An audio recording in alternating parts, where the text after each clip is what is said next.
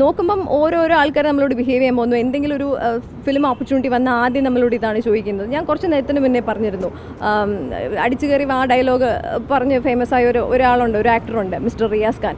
അദ്ദേഹം ഇതുപോലൊരു എൻ്റെ ഒരു ഫോട്ടോഗ്രാഫറിൻ്റെ നമ്പർ കൺസെൻറ്റ് ഇല്ലാതെ അങ്ങനെ കൺസെൻറ്റ് ഇല്ലാതെ കൊടുത്തു. ഒരു ദിവസം രാത്രി എനിക്ക് ഫോൺ കോൾ വരും. ഒരു ഫോൺ കോൾ മാത്രമാണ്, അതിന് ശേഷം അയാളെ പൊടി പോലും ഇല്ല. ഒരു ഫോൺ കോൾ വന്നിട്ട് ഇയാൾ വൃത്തികേടിങ്ങനെ അയച്ചു വിടുകയാണ്. ലൈക്ക് നിങ്ങൾക്ക് പിന്നെ സെക്സ് ചെയ്യാൻ ഇഷ്ടമാണോ, നിങ്ങൾക്ക് എന്ത് പൊസിഷനാണ് നിങ്ങളുടെ ഫേവറേറ്റ്, ഇങ്ങനെയൊക്കെയാണ് അയാൾ ചോദിക്കുന്നത്.